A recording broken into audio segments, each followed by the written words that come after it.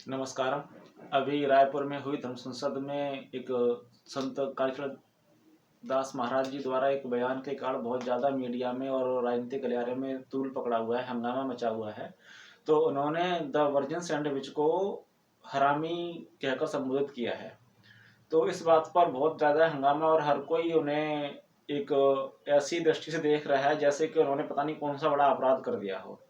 और उसी मंच से एक संत महंत हैं जिनका नाम रामचंद्र दास है। उसी समय उन्होंने एकदम तुरंत प्रतिक्रिया देते हुए कहा कि महात्मा गांधी को गद्दार कहा जा सकता है। ये पब्लिक से उन्होंने एकदम एड्रेस करते हुए पूछा कि जिस परिस्थितियों में देश आज़ाद हुआ और उन्होंने जो कार्य किए उसके लिए उन्हें राष्ट्रपिता की पदवी से सम्मानित किया गया वगैरह वगैरह।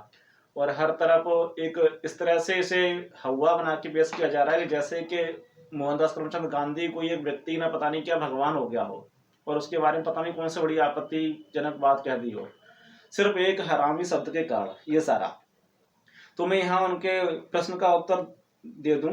राम सुंदर दास जो महंत हैं, उन्होंने जब पब्लिक से ये पूछा कि क्या महात्मा गांधी को गद्दार कहा जा सकता है और उन्हें ऐसे कोई बात कही बताई जा सकती है, तो मैं बता दूं कि महात्मा गांधी प्रारंभ से ही अपने राजनीतिक की जब उन्होंने शुरुआत की वहाँ दक्षिण अफ्रीका से और उसके बाद भारत में, तो सभी जानते हैं जिसने जरा सा भी इतिहास उस संदर्भ में पढ़ा है वो जानते हैं कि मोहनदास करमचंद गांधी एक ब्रिटिश एजेंट था और ब्रिटिशों का वफादार था। और ये आप किसी अन्य क्षेत्रों में आपको सर्च रिसर्च करने की कोई आवश्यकता नहीं है। यदि आप उसके अपने डॉक्यूमेंटेशन को ही देखेंगे जो complete work of Mahatma Gandhi के नाम से भारत सरकार ने ही छपाया हुआ है, तो आपको स्पष्ट दिख जाएगा उसके कई सारे वक्तव्य हैं और उसने ये कसम खाई हुई है कि वो राज सत्ता के प्रति वफादार है। तो इसमें ये जानने के बाद ये कोई दो राय नहीं रह जाती, कोई संशय नहीं रह जाता कि वो व्यक्ति भारत के हितैषी नहीं था, वो एक गद्दार था और वो राष्ट्र विरोधी गतिविधियों में ही लिप्त था और विशेष करके हिंदू विरोधी गतिविधियों में। उसमें एक और कई बड़े हिंदू नेताओं की और संत महात्माओं की हत्या करने में भी शामिल रहा। उसमें एक नाम बताता चलूं कि जो स्वामी श्रद्धानंद सरस्वती जी का जो हत्या हुई उसमें मोहनदास करमचंद गांधी का बहुत बड़ा हाथ रहा, क्योंकि सरस्वती जी जो कार्य कर रहे थे घर वापसी का या जो पुनर्जागरण का आर्य समाज के माध्यम से, उससे बहुत बड़ी संख्या में मुस्लिमों का रीकन्वर्जन हो रहा था, जिस वजह से ये मोहनदास करमचंद गांधी बहुत उद्वेलित और परेशान था। और इसने उस सरस्वती के विरुद्ध, सदानंद सरस्वती जी के विरुद्ध कई सारे अखबारों में लेख लिखे, जिसके कारण से मुसलमानों में यह साहस दुस्साहस पैदा हुआ और उनकी हत्या हुई। और हत्या के बाद जिस हत्यारे ने उनकी हत्या की उसे इस धूर्त ने अपना भाई बताया और उसके द्वारा किए गए कृत्य की निंदा न करते हुए उन्होंने कहा कि ये जो उसने किया है वो उसने अपनी मर्जी से नहीं किया, बल्कि उसे श्रद्धानंद जैसे लोगों के द्वारा उसे उकसाया गया, ऐसे कार्य को करने के लिए मजबूर किया गया और इस तरह से उसने बचाव किया। तो इन सारी चीजों को देखते हुए भारत विभाजन के संदर्भ में भी उसने कहा था कि ये भारत का विभाजन होगा तो मेरी लाश पर होगा। और सभी जानते हैं कि जब विभाजन हुआ तो वो जिंदा था दूर और भारत के टुकड़े हो गए और लाखों लोग, कम शायद ये जो संख्या है वो 15 से 20 लाख के करीब बताई जाती है कि हिंदुओं को भारत विभाजन के समय काटा गया। तो ये रहा, रामचंद्र दास जी को ये जानना चाहिए। और इनके संदर्भ में ये कहना चाहता हूं कि धर्म संसद जो है वो सत्य और सिर्फ सत्य के आधार पर ही होती है। उसमें कोई भी व्यक्ति, कोई भी मत, कोई भी राज सत्ता कोई महत्व नहीं रखती, सिर्फ और सिर्फ सत्य महत्व रखता है। और सत्य चाहे जो भी हो उसे स्वीकार करना ही सभी का परम कर्तव्य, परम धर्म और नैतिक दायित्व भी है कि वो सत्य को जाने और माने। दूसरी बात, धर्म संसद कभी भी एकांगी एकांगी एक मार्गीय नहीं होती।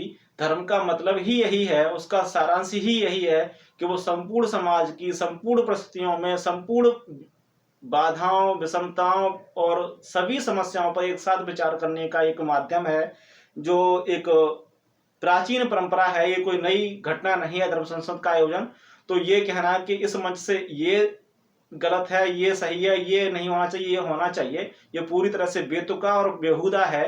तो ऐसे संतों के लिए मैं कहना चाहूंगा कि लोगों को रामचंद्र दास जी जैसे महंतों के साथ उनके हाथ जोड़ करके, पांव पड़ करके उन्हें समझाना चाहिए कि आप जिस दुनिया में रह रहे हैं वो दुनिया तुम्हारे तरीके से नहीं चलती, और धर्म का जो अर्थ आपने समझा हुआ है, धर्म संसद का जो अर्थ हम समझा हुआ है, वो कोई अर्थ नहीं है।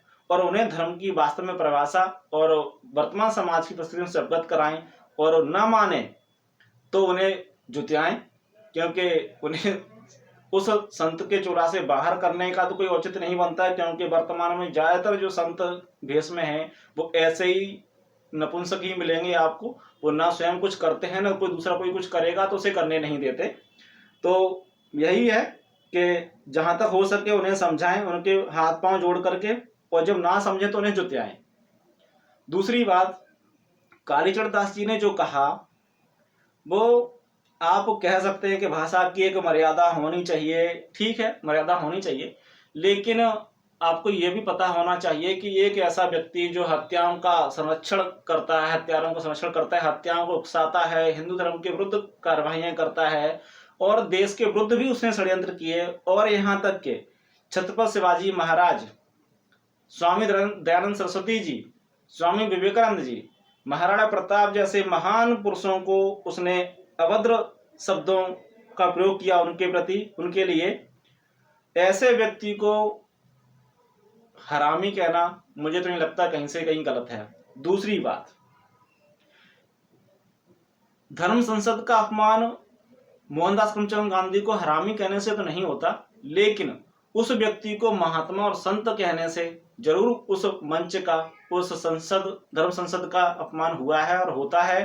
तो ऐसे लोगों को, मोहनदास करमचंद गांधी को महात्मा या संत कहने से बचना चाहिए। यदि वो स्वयं को धार्मिक संत या महाराज कुछ भी मानते हैं और उन्हें लगता है कि धर्म उनके आधारों पर चलता है, तो उन्हें जानना चाहिए कि भारत की जो संत परंपरा है उसमें कभी भी कोई भी व्यक्ति जब संन्यास ग्रहण करता है या गृहस्थ जीवन छोड़ता है, उसका त्याग करता है, तो उसकी एक विधिवत, एक संस्कार, एक परंपरा, एक रीत है कि वो बिना दीक्षा लिए, बिना किसी गुरु को बनाए कोई सन्यासी या संत महात्मा नहीं बन सकता, नहीं होता। और मोहनदास करमचंद गांधी किसी का कोई शिष्य कभी नहीं बना, वो एक शुद्ध राजनीतिक व्यक्ति था, और उसका जो भजन कीर्तन का जो सारा नौटंकी थी वो लोगों को मूर्ख बनाने के लिए एक पाखंड सिर्फ मात्र था, और उससे ज्यादा कुछ नहीं था। तो मोहनदास करमचंद गांधी को महात्मा कहना हिंदू धर्म का, सनातन परंपरा का अपमान है।